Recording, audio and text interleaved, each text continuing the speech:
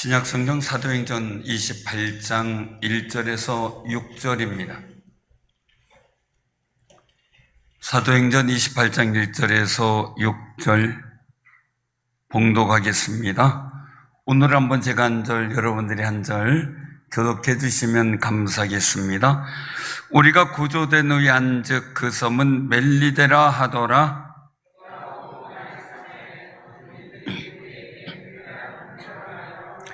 불을 피워 우리를 다 영접하더라. 바울이 나무 한 묶음을 고두어 불에 넣으니 뜨거움으로 말미암아 독사가 나와 그 손을 물고 있는지라. 그 손에 매여 진실로 이 사람은 살인한 자로다. 바다에서는 구조를 받았으나 공의가 그를 살지 못하게 함이로다 하더니 바울이 그 짐승을 불에 떨어 버림에 조금도 상함이 없더라. 그들은 그가 붙든지 혹은 갑자기 쓰러져 죽을 줄로 기다렸다가 오래 기다려도 그에게 아무 이상이 없음을 보고 돌이켜 생각하여 말하되 그를 신이라 하더라. 아멘. 하나님의 은혜가 이 무더위 속에서도 여러분들과 함께 하시기를 주님의 이름으로 축원합니다. 그 선풍기 앞에서도 부채질 해야 되고 에어컨 앞에서도 선풍기를 돌려야 되고 이게 이제 우리의 일상화가 되어버린 생활이죠. 오늘 우리에게 주시는 말씀을 함께 나누는데 그 말씀의 중심 주제는 죄인과 신이 되는 허실이라는 겁니다. 좀 허황되기도 하고 황당하기도 한 그런 상황들이죠. 바울은 로마로 압송되는 과정이었어요. 배를 타고 가는데 큰 풍랑을 만나서 배가 거의 파손될 지경이 되고 결국은 파손돼서 표류하다가 멜리데 섬에 이제 멈추게 된 거죠. 그런데 이 섬의 지금의 이름은 몰타 섬입니다. 몰타. 아마 관광에 대해서 관심이 있어서 알아보신 분들은 몰타 섬에 대해서 알 겁니다. 요즘에는 그 영어 연수를 위한 지역으로도 각광을 받고 있어요. 이탈리아 반도 남쪽 시실리 섬 그리고 북아프리카 튀니지에 있는 그 사이에 있는 튀니지 사이에 있는 작은 섬인데 지도에도 별로 크게 나타나진 않아요. 거기에 이제 배에 탔던 사람들이 간신히 목숨을 건지고 그리고 나서 그곳 원주민들한테 도움을 받게 되는 상황입니다. 근데 이 멜리데 원주민들은 풍랑이 이는 바다에서 배를 타고 오다가 난파해서 결국 헤엄쳐서 탈출해 오고 했기 때문에 지쳐 있었죠. 수일 동안 풍랑에 휘둘렸으니 말입니다. 풍랑에 휘둘리지 않아 본 분은 잘 모릅니다. 정말 몇 시간만 가도 정신이 하나도 없습니다. 비바람에 온 몸이 젖어 있죠. 바닷물에 젖어 있죠. 근데 이런 사람들을 무시하지 않고 도움의 손길을 내밀 줄 아는 친절한 원주민이었던 거죠. 어떻게 보면 이렇게 난파되는 경우가 흔히 있었던 경우가 아닌가라는 생각을 가지게 됩니다. 그래서 이런 사람들에게 불을 피워 따뜻하게 해줄 줄 알고 몸을 녹일 수 있도록 도와줄 줄 아는 그런 사람들이었던 거죠. 근데 그런 가운데 바울은 그들의 친절한 행동을 보고 가만히 있을 수가 없잖아요. 또 죄인이잖아요. 우리가 볼 때 사도 바울이지만 거기선 죄인으로 압송되고 있으니까 돕기 위해서 나뭇가지 한 묶음을 불에 던져 넣었습니다. 근데 사실은 나뭇가지 한 묶음에 뱀이 들어가 있을 수도 있는 것도 아무도 모르죠. 비슷하니까 말이에요. 던져 넣었는데 그 열기로 해서 나무 가지에 숨어 있던 독사가 튀어나와 사도 바울의 손목을 무는 사건이 벌어집니다.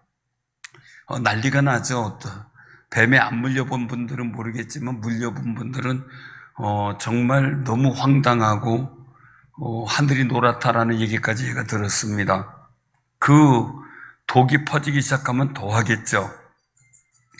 원주민들은 독사에 물려본 경험과 그런 일들을 많이 봤을 겁니다. 그래서 바울의 손을 물고 매달려 있는 것을 목격했을 때 무슨 생각을 했냐면 이 사람은 죄인이다라는 거예요. 이 바다에서는 구조됐지만 결국 신의 심판을 받았다라고 생각하는 거죠.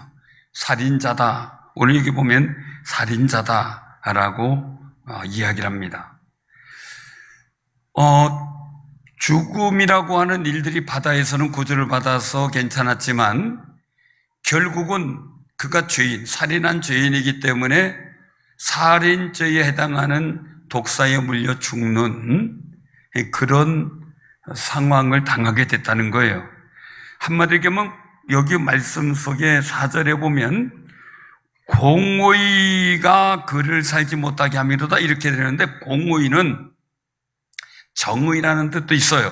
그런데 그리스 신화에서 보면 인간의 행동을 선악에 대해서 심판하고 처벌해서 질서를 바로 잡는 공의의 여신이 있는데 그게 디케라는 이름을 가진 여신이에요. 그게 공의의 여신이다 그렇게 얘기를 해요. 그러니까 이들은 그들의 사고 속에 공의의 여신이 심판했다 이렇게 보고 있는 거죠.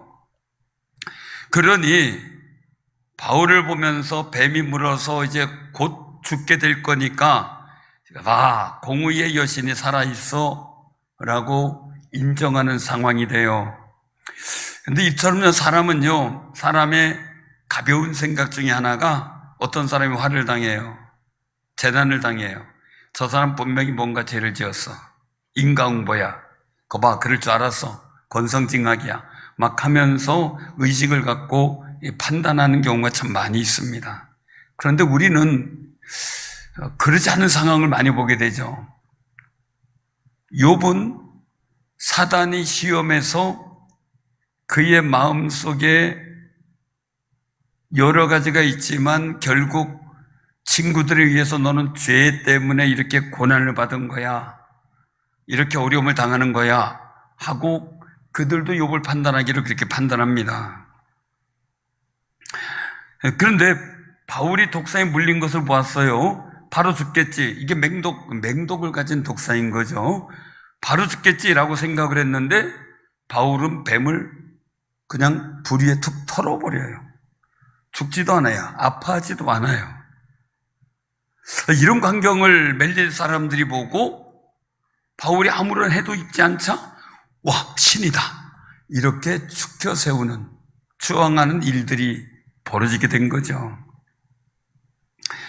성경을 읽을 때마다 궁금해요. 그 뱀은 어떻게 됐을까요? 이런 얘기하면 꼭 쓸데없는데 관심 갖는다 이런 얘기를 또 들어요. 아마 우리나라 사람 같으면 구워 먹었겠죠. 끄떡끄떡 하시는데. 근데 이 유대인들이나 그 당시 근동에는 이 뱀 같은 게 이 좋은 짐승이 아니거든요. 그러니까 먹으리라고는 생각을 못 했을 거예요. 그냥 불에 죽는 거 봤겠죠. 자기들이 가지고 있는 인과응보와 정의의 심판이라는 개념에서 살인자라고 여겨진다. 아무런 일이 벌어지지 않으니까 야, 신이다. 이렇게 되어지는 상황이 된 거예요. 근데 그들이 신이라고 인정한 사도 바울은 거룩하신 하나님의 종이었던 거죠. 이런 부분까지 그들은 볼 수가 없으니까 말입니다.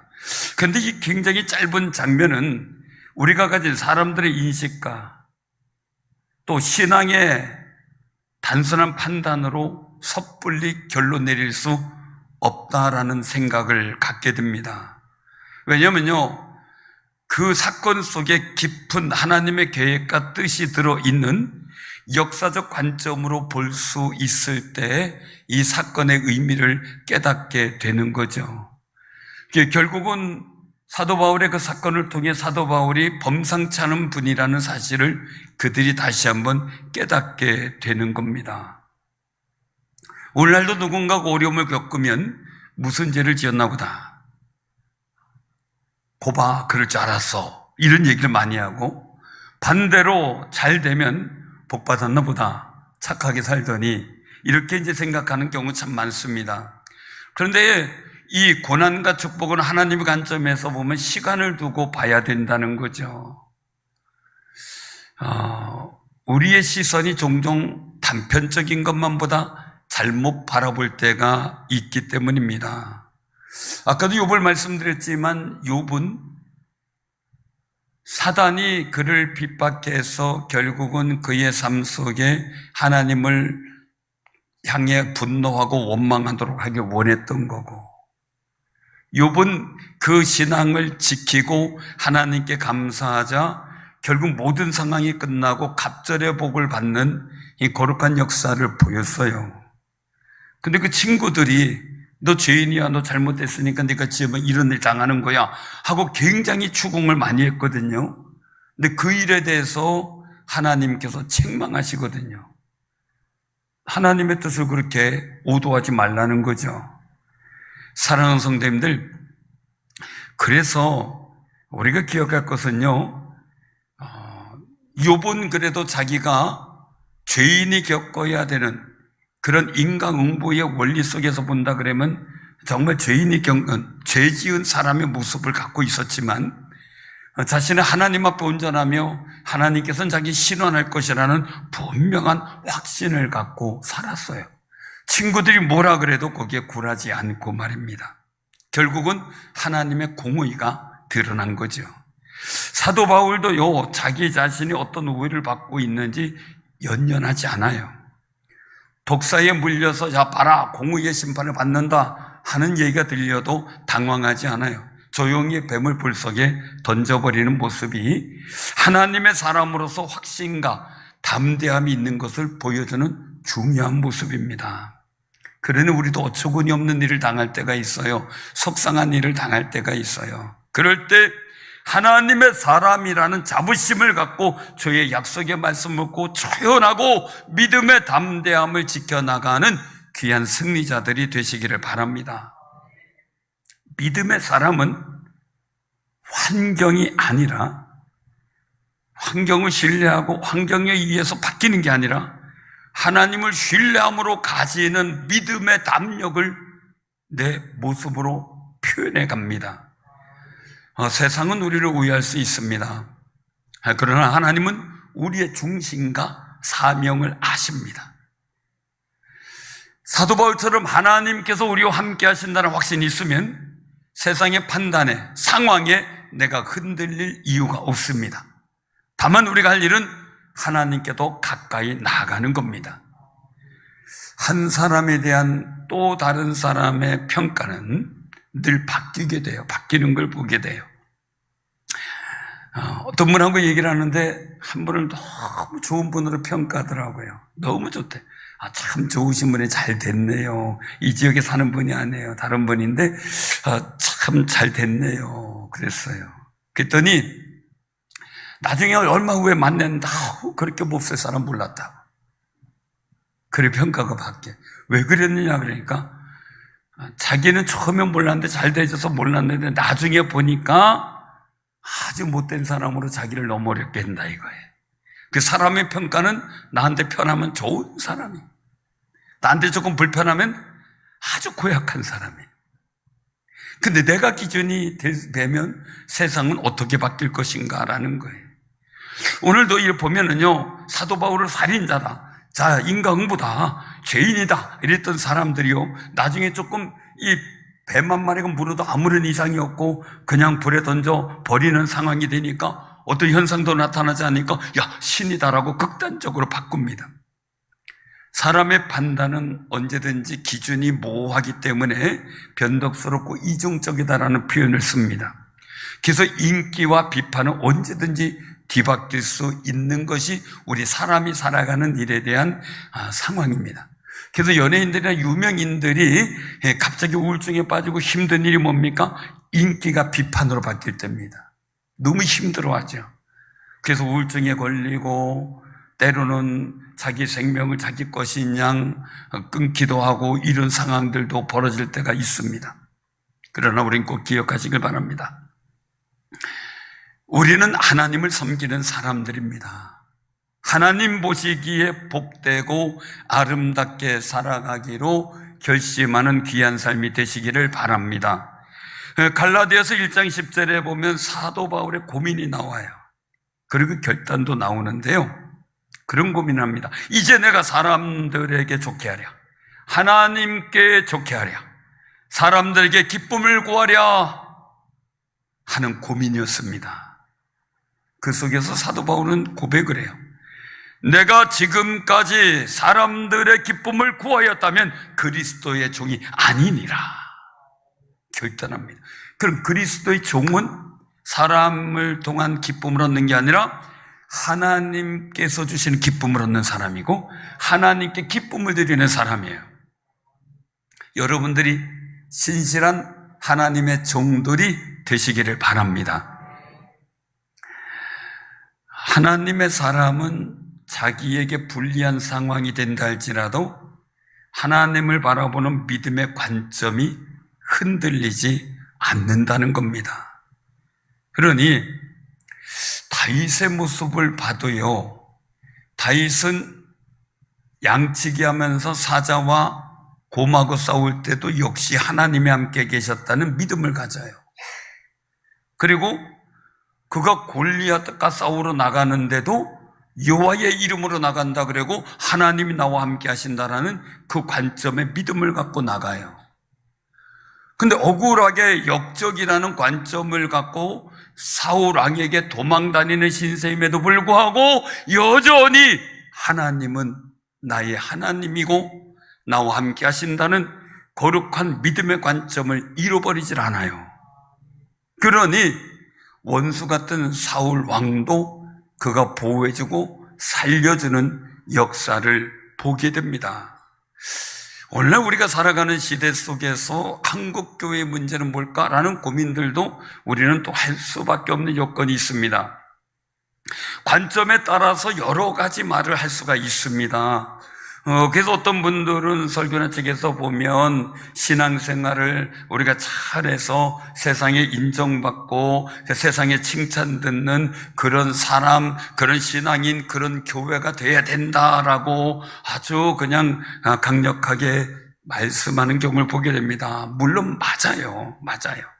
그런데 세상적 관점의 포인트를 맞추다 보니 세상이 기뻐하는 것은 알되 하나님이 무엇을 기뻐하시는지에 대한 관점은 잃어버리게 된다는 사실입니다.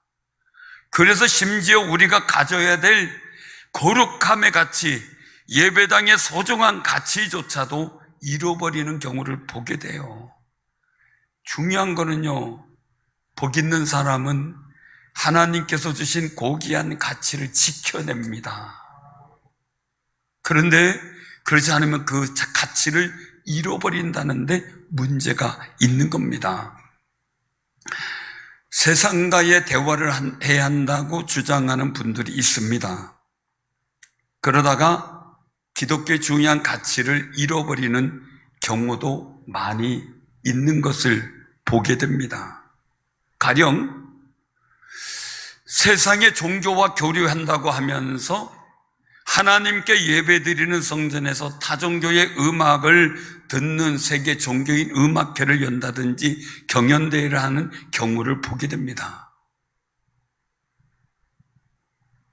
그게 우리가 어떻게 봐야 될까요? 중요한 것은요, 하나님의 성전은 우상과 우상을 징송하는 것이라든가 우상이 관계된 것이 절대 없어야 된다고, 가증한 것이라고 말씀합니다. 그럼 세상과의 종교, 세상과의 어떤 인정받기 위해서 성전의 거룩성과 하나님의 거룩성이 손실돼도 그걸 정당하다고 볼 수가 있는 겁니까? 그건 아닌 거죠. 세상에 인정받는 것보다 더 중요한 것은 하나님께 인정받는 겁니다. 사무엘하 15장에 보면 사울 왕은 사무엘 선지자를 통해서 하나님 말씀을 듣게 됩니다. 그 요지는 뭐냐면 이스라엘 민족이 애굽에서 나올 때 광야 길에서 아말렉 족속이 이스라엘 민족을 대적한 일에 대해서 이제는 징계를 하시겠다는 겁니다.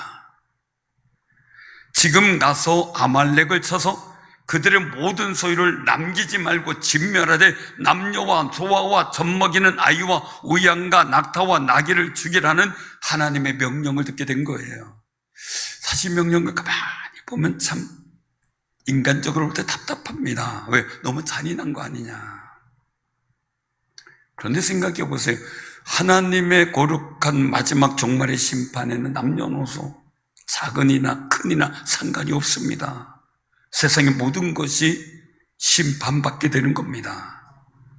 하나님의 징계라는 자원 속에서 그 땅의 성결을 위한 자원 속에서 한다면 인정될 수밖에 없는 여건이 되는 거죠. 그래서 사울왕이 듣고 백성을 군사로 소집합니다. 보병이 20만 명 모입니다. 유다 사람이 10,000명이 더 보태졌습니다. 그래서 전쟁을 벌이는데 승리합니다. 하나님이 함께 하셨습니다. 그런데 사울과 백성이 아각과 그의 소, 양, 가장 좋은 것, 기름진 것, 어린 양, 모든 좋은 것을 남기고 진멸하기를 즐거워하지 않고요, 남기는 게 더 기뻐서 하찮은 것들, 가치 없는 것, 이건 다 진멸해버립니다. 왜 그랬을까라는 거예요. 이유는요, 왕의 책임이 있어요. 왕은 군사를 소집했을 때 나온 백성들이 전쟁에서 이기게 하고, 그리고 그 노획물을 월급으로 배분을 해줘야 됩니다. 근데 다 없애버리면 왕이 백성들이나 신한테 해줄 게 없는 거예요. 왕의 도리를 못하는 거예요. 왜? 백성들의 인기를 얻어야 되는데, 왕이면. 그런데 백성들의 인기를 얻을 수 있는 방법이 없는 거죠. 그러다가 보니까 이 진멸하라는 말씀을 들었지만 백성에 대한 인기를 위해 왕으로서의 도리를 하다 보니 하나님께 대한 왕으로서의 도리를 지키지 못했어요. 이런 행동은 결국 사람에게는 인정될런지 몰랐지만, 인정받을 수 있겠죠, 하나님께는 버림받게 되었다는 겁니다. 이때 사무엘에게 들려온 하나님의 음성입니다. 여호와께서 번제와 다른 제사를, 그의 목소리를 정정하는 것을 좋아하신가 같이 좋아하시겠나이까? 라는 겁니다. 번제와 제사를 드리는 것 중요하지만 그 속에 하나님 목소리를 청종하는 게 더 중요하다는 거예요. 그게 진짜고요. 그래서 말씀하시는 게 뭡니까? 순종이 제사보다 낫고 듣는 것이 수양의 기름보다 나으니 이는 거역하는 것은 점치는 죄와 같고 완고한 것은 사신 우상에게 절하는 죄와 같음이라. 왕이 여호와의 말씀을 버렸으므로 여호와께서도 왕을 버려 왕이 되지 못하게 하셨나이다 라고 사무엘상 15장 22절 23절에 말씀하세요. 하나님 말씀을 버린 사울왕, 백성들의 인기를 위해서 백성들의 목소리를 듣고 하나님 말씀을 외면한 그에게 하나님께서 나도 너를 버리겠다, 그렇게 말씀하셨습니다. 그러면서 사울왕은 스스로 말합니다. 내가 여호와의 명령과 당신의 말씀 어긴 것은 내가 백성을 두려워하여 그들의 말을 청종하였습니다 라는 말입니다. 하나님을 두려워하기보다 백성을 무서워했습니다. 우리는 하나님의 인정보다 사람들이 인정하는 것을 더 두려워할 때가 많이 있습니다. 그때 자칫 잘못하면 백성 사람들에게 인정받으려고 행동하다 하나님께 버림받은 사울의 상황처럼 내가 그렇게 된다면 안 된다는 겁니다. 하나님 앞에 인정받고 사랑받는 귀한 삶이 되시길 바랍니다. 그래서 제가 신학을 하면서 늘 기도한 게 있었습니다. 하나님, 나 하나님께 인정받고 싶습니다. 목회자로 인정받고 싶습니다. 그러다가 바뀌었습니다. 하나님, 나 사랑받고 싶습니다. 하나님의 종으로 하나님께 사랑받고 싶습니다. 사랑하는 성도님들, 우리 교회 하나님이 사랑하십니다. 교회에서 인정만이 아니라 사랑하십니다. 여러분들 성도로서만 인정하는 게 아니라 하나님의 자녀로서 사랑하시는 줄로 믿으시길 바랍니다.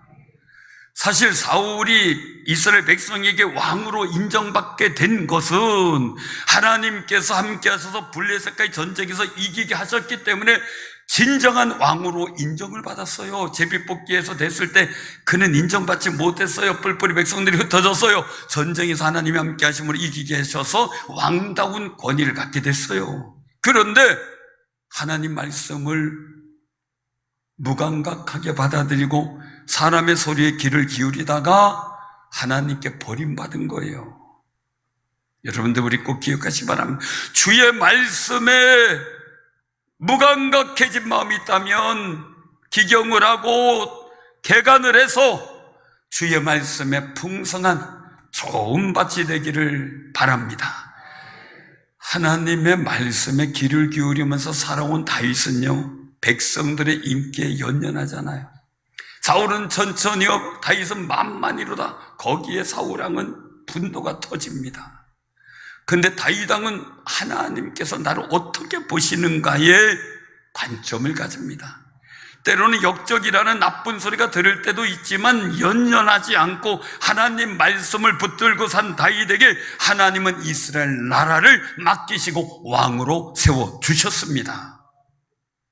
다윗은 시편 27편 1절에서 고백합니다.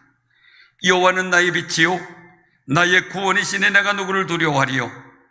여호와는 내 생명의 능력이시니 내가 누구를 무서워하리요.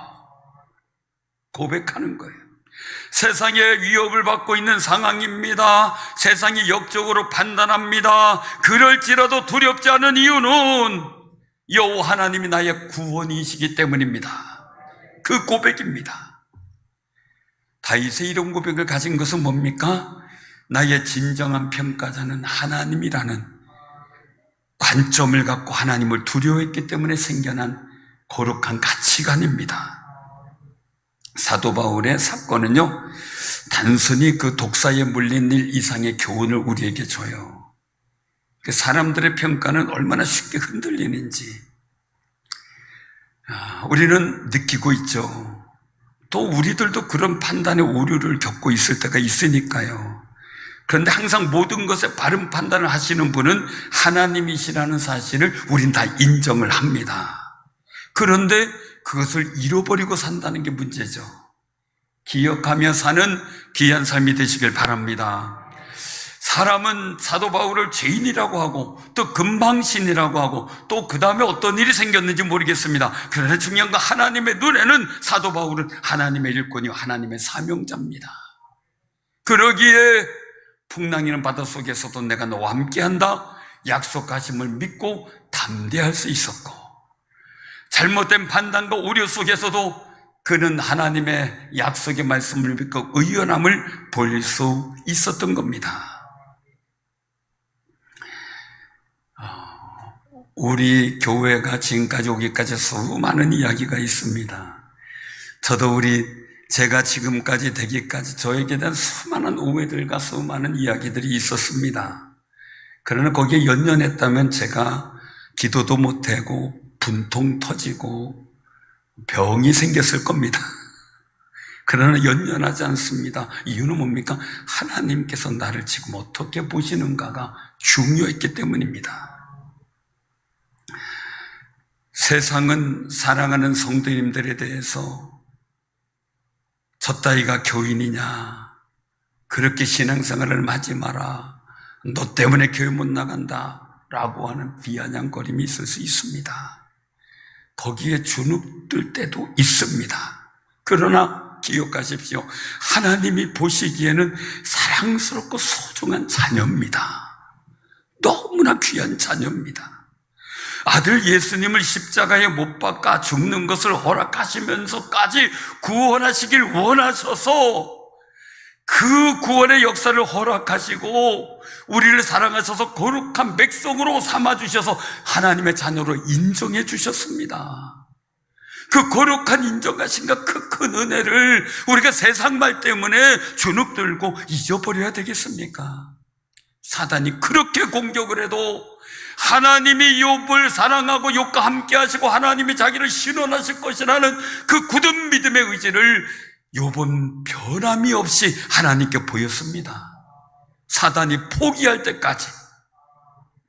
사랑하는 성도님들, 구원받은 우리는 세상의 말이나 사람들의 말보다 하나님께서 나를 어떻게 보시는가에 귀를 기울여야만 됩니다.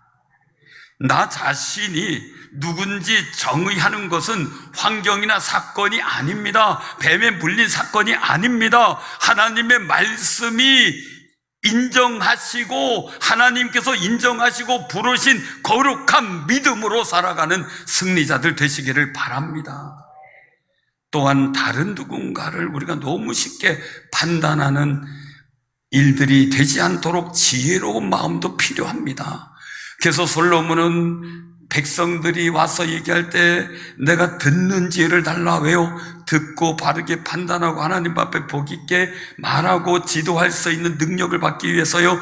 그 모습이 너무 감동이 돼서 하나님께서 내가 원수를 멸하기도 부를 주기도 장소도 원하지 않았구나. 내가 그 지혜를 주면서 너에게 부도 명예도 장소도 주겠다 라고 말씀합니다.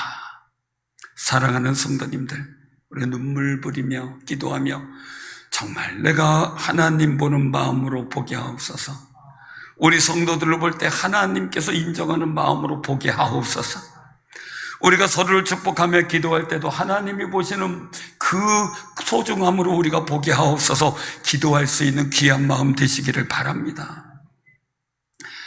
보이는 겉모습 속에 담겨있는 하나님의 거룩한 뜻을 우리는 모르기 때문에 오류와 실수를 가질 수가 있습니다. 겉으로 보이는 실패나 고난은 하나님의 더 큰 계획 속의 한 부분입니다. 그 부분이 그 과정을 통해 어떤 복된 역사를 이룰지는 아무도 모릅니다. 누가 요셉의 노예로 팔려갔다고 했을 때 생각해 보시기 바랍니다. 저주받았다고 하지 않았겠습니까? 노예 생활하면서 너는 어떻게 왔냐? 나는 이렇게 왔는데 여기 이렇게 팔려왔다 했을 때 야, 너 참 재수 못 뒀다 하지 않았겠습니까? 넌 어떻게 인생이 이렇게 망가졌냐? 너 잘못한 게 분명히 있지. 네 인생을 잘못 살아서 그렇게 된 거야 라고 할 수도 있습니다. 그런데 하나님은 그를 통해 먼저 보내셔서 야곱의 족속의 일들을 구원하시고 이스라엘 민족의 번성할 자리로 인도하시고자 요셉을 먼저 보내신 것을 말씀을 합니다. 요셉은 그 뜻을 믿었기에 하나님이 함께 하심에 형통했더라. 하나님이 함께 하심에 모든 범사가 형통했더라 라는 거룩한 수식어를 만들어 갑니다. 노예로 팔려도 당황하지 않은 이유, 하나님이 함께 하셨기 때문입니다. 그 믿음이 있었기 때문입니다. 바울은 독사에 물렸지만 당황하거나 놀라지 않습니다. 아무 말 없이 조용히 뱀을 불 속에 던져버립니다. 어떻게 그럴 수 있을까? 사도 바울은 자신의 삶이 하나님의 손에 붙잡혀 있음을 믿었기 때문입니다. 27장 24절에 보면 바울은 하나님의 음성, 천사를 통해 음성을 듣게 되는데 바울아 두려워하지 말라. 내가 반드시 가이사 앞에 서야 하겠고, 또 말씀합니다. 이 사도 바울로 인해 그 배 탄 모든 사람이 생명이 구원받는다는 겁니다. 사도 바울은 자신의 사명이 아직 끝나지 않았음을 알고 있었기에 이런 작은 위협 앞에 자기 믿음이 흔들릴 이유가 없었던 겁니다. 사명자는 죽지 않는다라는 말을 합니다. 사랑하는 성도님들, 왜 여러분들 가정에 여러분들을 보내셨으며 자녀를 주셨으며 여러분들 직장에 여러분들을 세우셨으며 또한 우리 교회에 여러분들을 보내셨을까를 한번 생각해 보시길 바랍니다. 뭔가 특별한 거룩하고 복 있는 사명을 감당하도록 하시기 위해서입니다. 그 사명감이 있는 믿음이 있을 때 웬만한 소리에 흔들리지 않습니다. 왜요? 하나님의 인도하심을 믿고 하나님의 함께 하심을 믿고 하나님의 약속을 믿기 때문에 상황에 휘둘리지 않고 소망을 향해 담대히 나아갈 수 있는 거룩한 용기를 받게 되는 겁니다. 사람의 말에 울고 웃는 이런 행동은 가급적 우리가 이겨야 됩니다. 사람은 오늘 본문 말씀인 것처럼 죄인이다 말하고 내일은 신이다 이렇게 말할 수 있는 그런 가치가 판단이 바뀌는 존재입니다. 우리는 다시 한번 말씀드리지만 하나님의 평가에 귀를 기울여야만 합니다. 오늘날은 선각이 뒤바뀐 시대라고 제가 말씀을 드렸습니다. 혼돈됩니다. 어린 시절의 흥부와 놀부는 형인 놀부가 재산을 다 차지하고 어려운 동생을 돌보지 않고 무시하고 천대하는 이야기 속에 결국은 흥부가 착한 일함으로 복을 받고 잘 되고 마지막에 놀부가 저주를 받아서 악한 일하다 저주받아서 결국은 쫄딱 망해서 알거지가 된다는 이야기입니다. 아마 이 이야기 들으면서 위로받은 사람들이 많이 있었을 겁니다. 그래서 자신을 괄시하던 놀부 형을 도와주는 흥부와 같은 착한 마음을 배우라는 이야기를 많이 들었습니다. 그런데 요즘은 달라졌더라고요. 놀부가 능력이 있고 흥부는 무능하답니다. 무능한 흥부가 애만 잔뜩 나가지고 고생한다는 겁니다. 요즘 같은 흥부는 애국자죠. 바뀌어야 되겠죠. 그렇게 이야기를 합니다. 그래서 놀부를 배우자는 이야기를 합니다. 왜 그럴까 가만히 곰곰이 생각해 봤더니 그런 생각이 문득 듭니다. 신이 주는 복을 인정하지 못하게 하는 인본주의 사고가 강해졌기 때문에 놀부처럼 내 능력과 내 재능으로 뺏고 소유하고 그리고 지키고 누리는 게 복이라고 생각하는 사고가 생겼기 때문이죠. 그러니 오늘날 세대가 가진 의식으로 역사나 사람을 판단하는 것이 정확성이 떨어진다는 가능성이 더 많다는 반증이 되고 있는 거죠. 우리를 보시는 주님의 눈은 세상의 눈과 다르심을 알아야 됩니다. 중심을 봅니다. 외모를 보지 않습니다. 저는 성경을 보면서 제일 속상하는 게 외모를 보지 않는다는 겁니다. 키를 보지 않는다는 겁니다. 저희 세대는 저 키 컸거든요. 그래도 이 정도는 좀 잘생겼다고 죄송합니다. 얘기를 들었거든요. 그런데 키나 외모를 보지 않으신다 그래가지고 속상했던 적이 있었습니다. 그래, 중심을 봐야지, 이제 중심을 보여야지. 그래서 요즘 여성들은 배꼽을 내놓고 다닌대요. 왜요? 중심 보이려고. 그 중심이 아니에요. 마음의 중심이지. 사랑하는 성도님들, 정말 우리가요, 사람의 평가, 세상의 말에 휘둘리지 않고요, 우리가 주님 말씀대로 살아가게 기도하며 사도 바울처럼 사명의 길을 묵묵히 걸으며 때로 당하는 고난과 어려움에 흔들리지 않는 믿음 달라고 기도하는 귀한 삶이 되시기를 바랍니다. 여러분들 삶의 자리에 사명이 무엇입니까? 가족전대 사명도 있겠고 여러분들 삶의 자리에 하나님의 영광을 나타내는 거룩한 사명도 있습니다. 그 사명의 길을 가시기를 바랍니다. 그 사명을 잊지 마시기를 바랍니다. 여러분에게 물건을 주고 여러분에게 은혜 주셨다는 뜻이 있습니다. 그 속에서 내게 주신 사명이 무엇인가 기억한다면 하나님께서는 그 사명을 통해 복된 역사를 만들어갈 줄로 믿습니다. 예수님은 고난을 당하셨습니다. 멸시천대 받았습니다. 제자들의 배신 속에서도 묵묵히 십자가 지고 걸어가셨습니다. 하나님의 친백성인 유대인들은 예수님을 죄인이라 하며 십자가에 못 박으라고 소리쳐 외칩니다. 그들을 보면서 예수님은 아버지 저들을 사하여 주옵소서 자기들이 하는 것을 알지 못합니다 라며 누가복음 23장 34절에 말씀합니다. 마태복음 27장 54절에 보면 백부장과 및 함께 예수를 지키던 자들이 지진과 그 일어난 일들을 보고 심히 두려워하여 말합니다. 이는 진실로 하나님의 아들이었도다. 세상의 판단에도 흔들리지 않는 예수님은 결국 우리를 구원하신 그 길을 위해 십자가에 달려 죽으셨고 부활의 역사로 우리에게 영생의 길을 열어주셨습니다. 여러분들이 가는 믿음의 길이, 여러분들 구원하며 여러분들의 삶의 자리를 하나님이 함께하는 자리로 만들어가는 거룩한 역사가 있기를 바랍니다.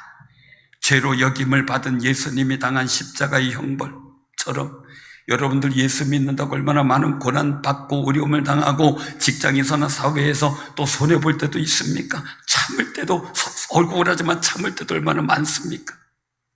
그때 예수님의 십자가를 지고 가시는 그 당당한 모습을 보며 믿음으로 사셔서 부활의 역사로 하나님의 거룩한 의로움, 세상을 구원하시는 하나님의 역사를 보이신 역사처럼 하나님의 거룩한 영광의 역사를 만들어가는 귀한 신앙의 삶이 되기를 주님의 이름으로 축원합니다. 아멘.